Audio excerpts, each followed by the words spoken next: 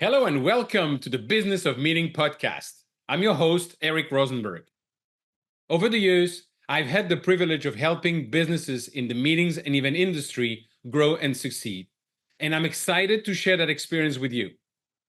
If you feel alone and overwhelmed, and if you're looking to take your business to the next level, improve your strategy and sales, and connect with like-minded professionals, you are in the right place.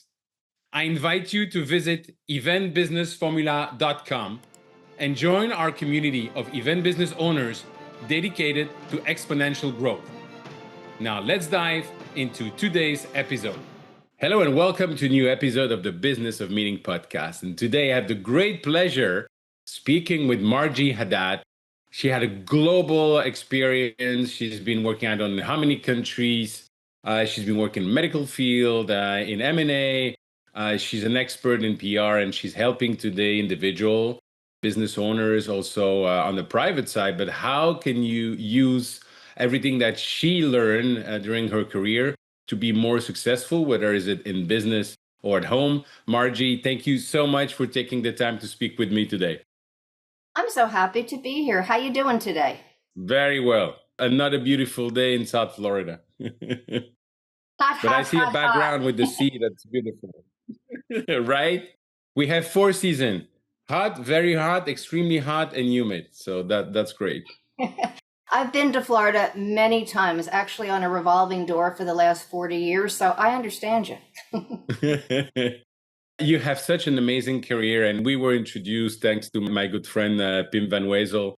Tell us a little bit about your journey. My journey, I started off an awful long time ago. Hopefully I don't look it, but I've been around in the business and media and PR for 40 years. And I've been on air and behind the scenes as a reporter, an anchor, a producer. I am an Emmy Award winner. I worked as an agent in the modeling industry for a little while, where I was always the shortest person in the room. And then I went off and started my public relations career about 32 years ago.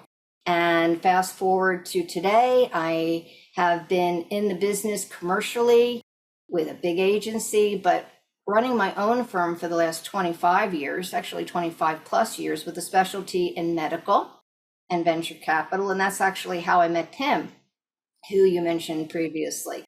Pim and I worked together. He was the CEO of a wonderful company, and I helped him out with his public relations. And to your point earlier, yes, I work globally in all continents. That's amazing.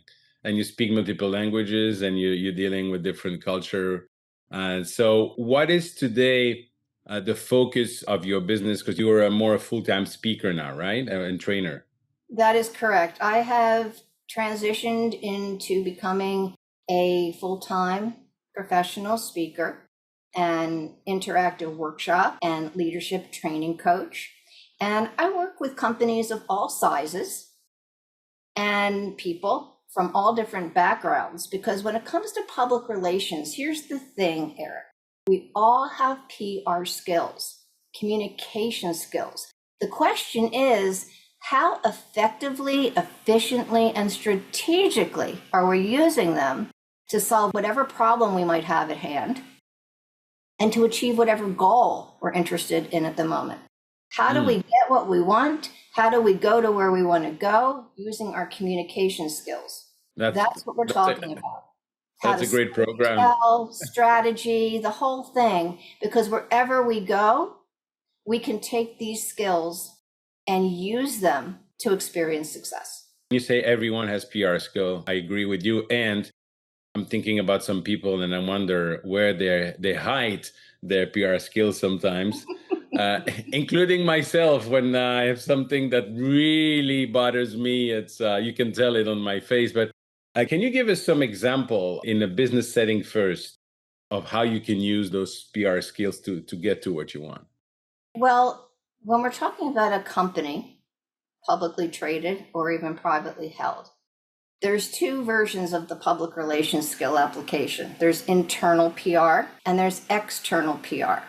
So internally, how do you share your vision with your team to inspire them to want to support the effort, to contribute their own special skills to achieve the overall success, and to problem solve along the way.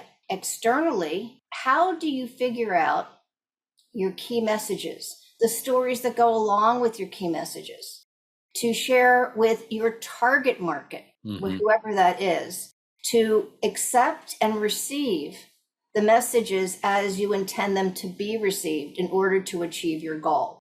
Whether it's a partnership, it's an IPO, it's fundraising, it's a new initiative you're launching, it's a new product you're launching. All of this comes down to how are you communicating in your business internally and externally to create a harmonious situation of achievement and success. So if I'm a small business in the meetings and event industry, and I'm dealing with corporate client, for instance, where do you think I can use the skills, and what can I do to get better, basically convincing my client to work with me?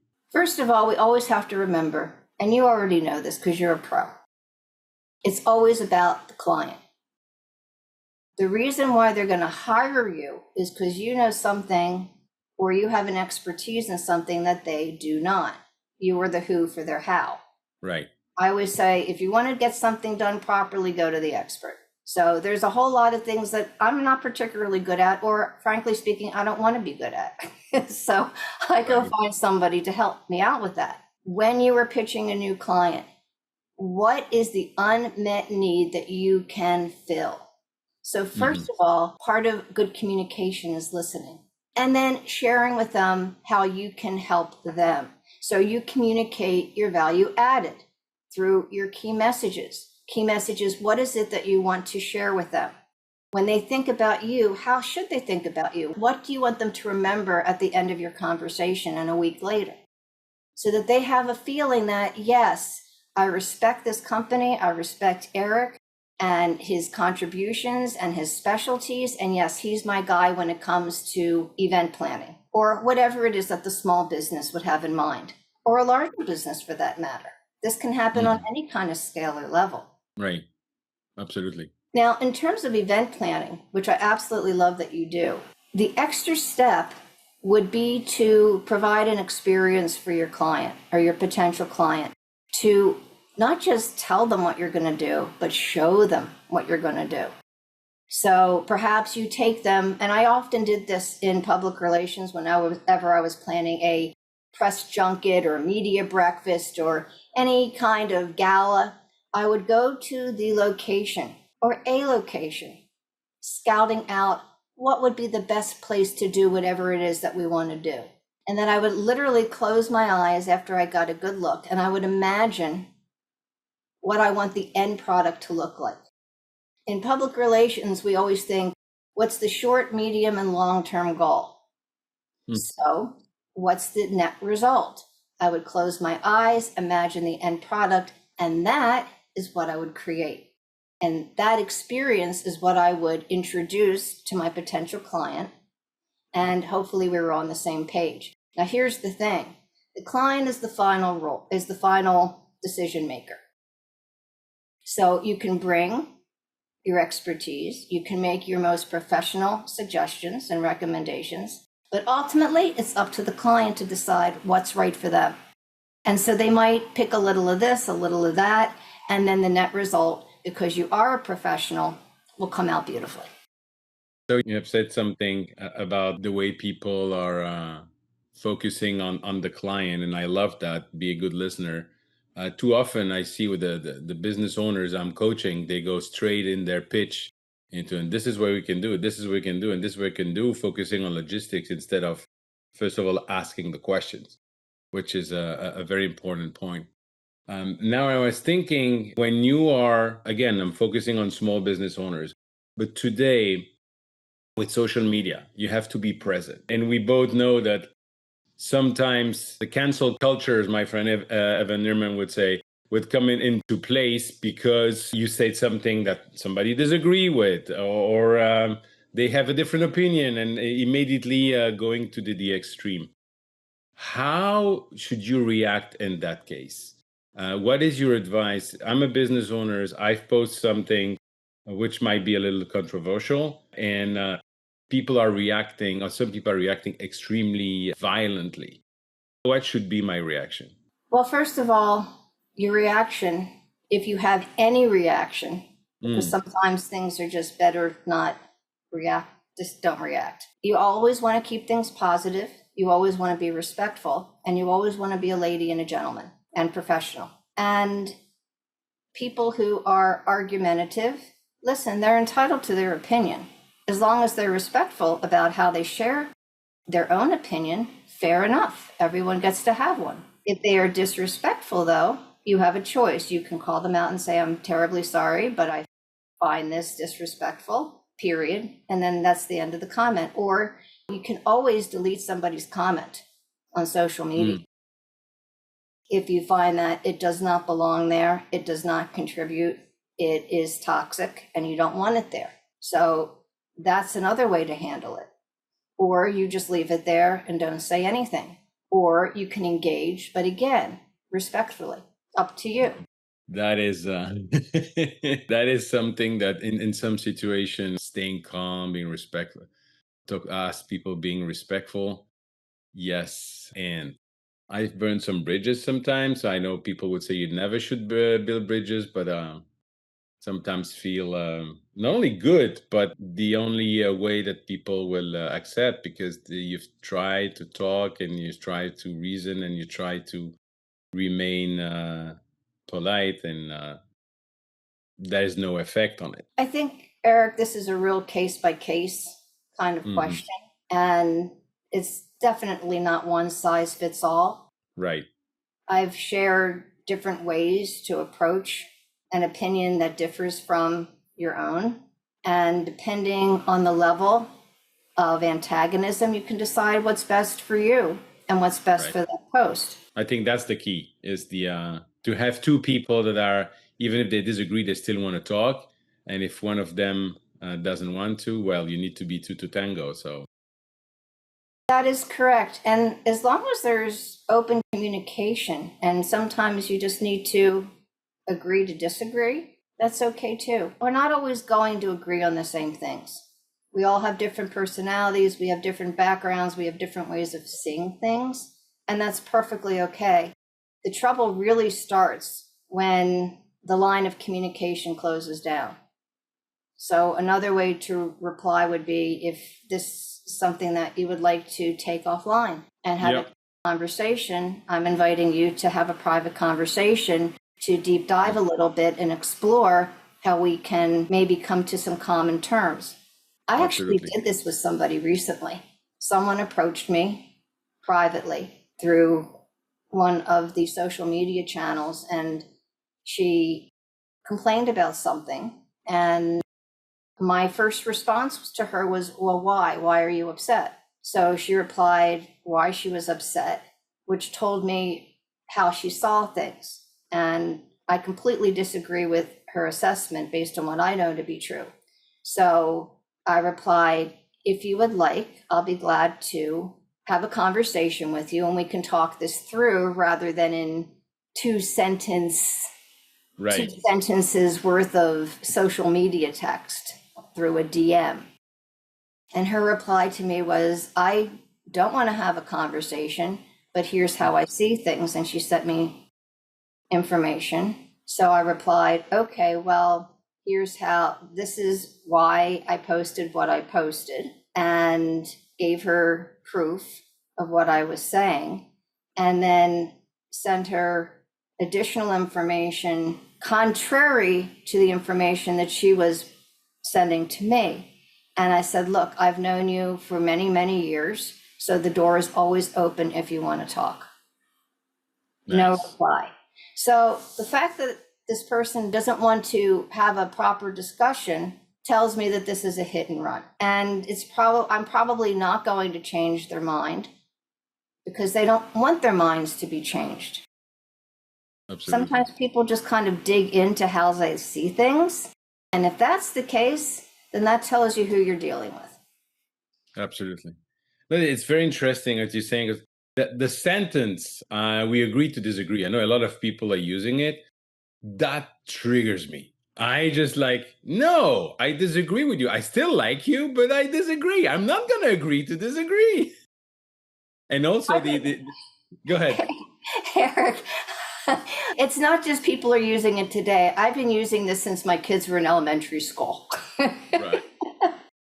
with other mothers who saw things very differently than I did. And it wasn't worth the argument. So you see it Right. one way, I see it another way. Let's just agree to disagree because we're not going to get anywhere arguing each side. And we all need to get along. So let's just leave it and put it to the side.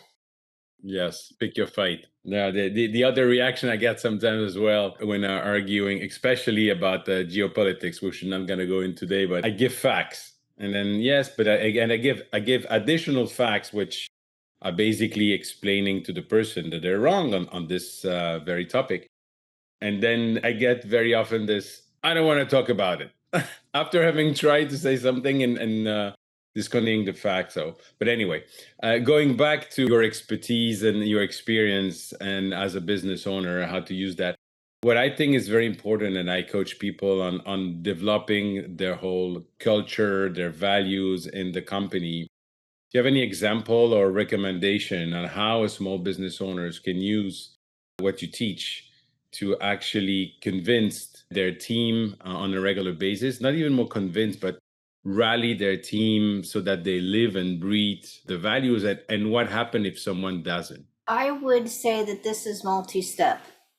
First of all, you need to get your team excited about the vision of the company and the net result of achieving this vision for not just for the company, but for them, what they're contributing to, and also for the world, because whatever companies are doing, they're solving an unmet need, or they're providing something that makes people's lives easier, or helps them with their health.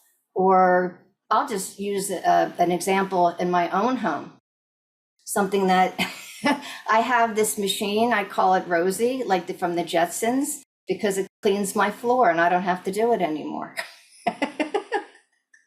I love it. It solved a huge unmet need for me.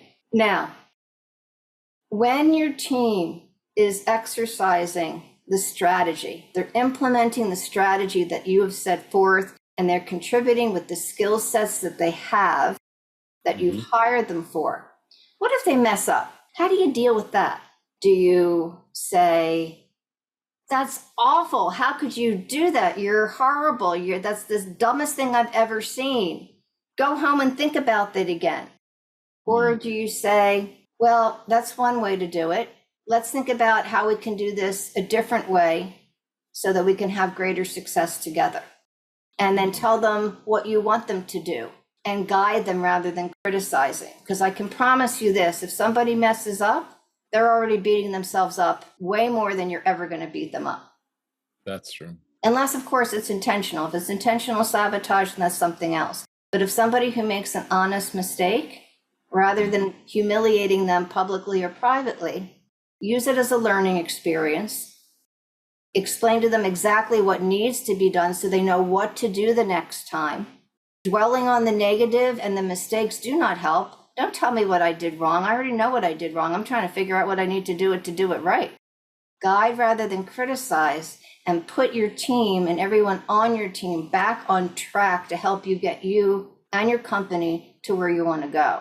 That's good public relations. That's good internal public relations. Vision, and then support your team. And if they do well, tell them they did well, because we always hear and know when we mess up. We also need to hear when we are succeeding. Cheerleading is extremely important. Absolutely. What you just said, it makes me think of the difference I experience in coming from Belgium and Europe and here in the US in the education system. In Belgium, I answer out of 10 questions, I have 9 good answer and 1 bad answer. Many of the teacher would say, Eric, this answer is very bad. How can you even answer that? This is crazy. You're stupid. I mean, they didn't say you're stupid, but really criticize and focusing only on the bad. And here you have 10 questions. You answer 1 well and 9 very bad. many of the teacher will focus on the good answer and say, now for the rest, you have to make an effort, which is also, I think, much better. But in terms of culture and the way you are supporting people, that is absolutely great. Now, you talked about using your experience in a business setting, and you also say in a personal setting, you can be using that. Do you have example? In a personal setting, that can be In a applied family to home. setting? Oh, Yeah. sure. I have a whole book on that. That's how this whole thing started. It's called The Power of PR Parenting, and it was published a couple of years ago. And ultimately, it's about bringing your professional skills home to benefit your kids and your family. And in my case, I brought my public relations skills home to raise my children, to be more confident, resilient, to help them to achieve more success along the way. And spoiler alert, they're all grown now. My son is 28, my older daughter's 25, and my youngest is 20. And they're all doing quite well and contributing to society, and they're all nice people. So I would have to say PR parenting and a little bit of luck, or maybe a lot of bit of luck, and things have worked out pretty well. But we go through crisis management and presentation and media skills and learning the value of things. And we also talk about violence and diversity and trying to respect differences and celebrate commonalities. We go through all sorts of different things about how our communication skills and the tools and strategies and practices and tactics in the public relation industry can be used and applied at home. Now, I'll give you an example. With my kids, whenever there was a rite of passage of any kind and entertainment was required, I recruited my children to be the entertainment at whatever function it was. My daughter sang, my son did breakdancing, the little one did hip hop. And they were the center of attention, and they learned to present to an audience of over 100 people. And they had a great time doing whatever it is their talent lent for that particular experience. Now, if we take this to another realm, we were talking before about making mistakes. We had a policy at home that we didn't get angry if there were mistakes.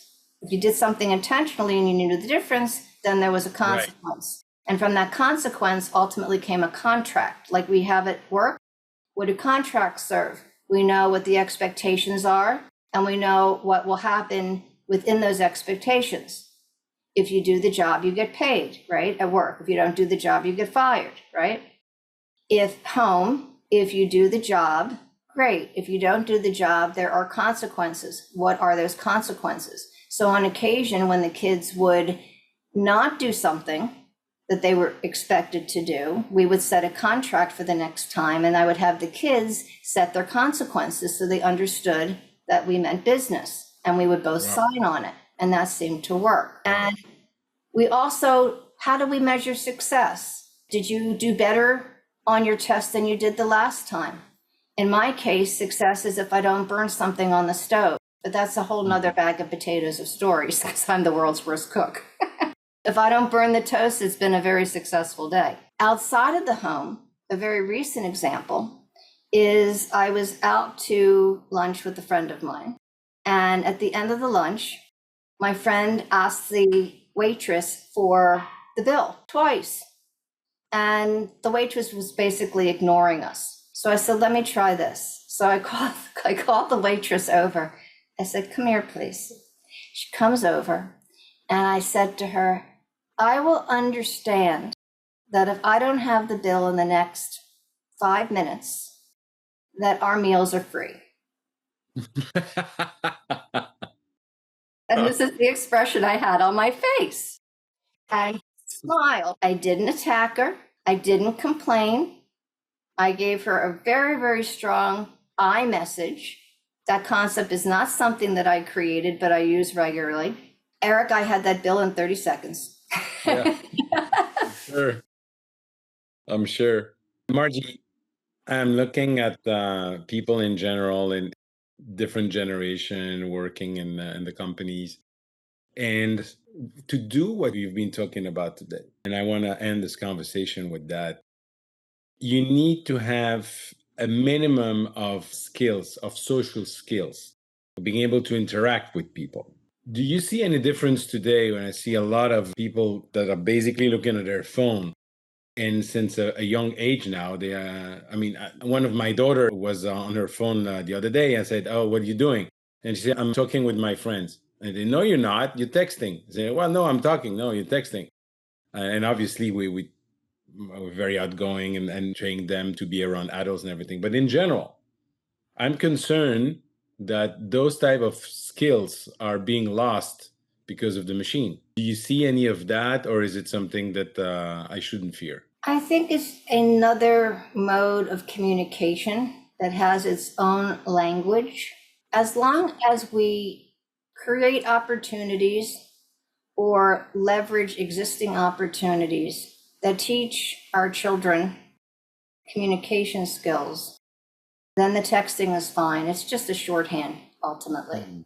Kind of like I have my robot, my shorthand for washing the floors. Right. If we embrace technology for its benefits, but only use it as yet another vehicle to communicate, then that's fine. As long as it's not the only way we communicate. Great point. Absolutely. Well, that's a wonderful point. Thank you so much. How do people get in touch with you? People can reach out to me on LinkedIn, and they can also find me on my website, which is really easy, marjiehadad.com. Marjie Hadad, and Marjie, Marjie. Yes, if you're looking at this screen, for anyone who's watching this, look on the, I'm going to say bottom left. I'm not sure if that's how you're going to see it, but that's where my name is spelled. And my email is actually marjie@marjiehadad.com. Supercalifragilisticexpialidocious easy. Wow. I don't know. I'm not going to do that. Marjie, my last question for today. When we meet in a year from today, with a bottle of champagne, what are we going to celebrate? We are going to celebrate a full speaking tour in all continents around the world. Wonderful. That's the best I wish you. Thank you so much for coming on the podcast today.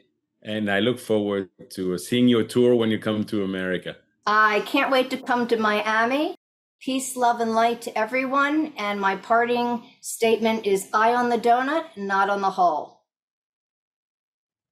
Thank you for tuning in to the Business of Meeting podcast. I hope you found today's episode valuable.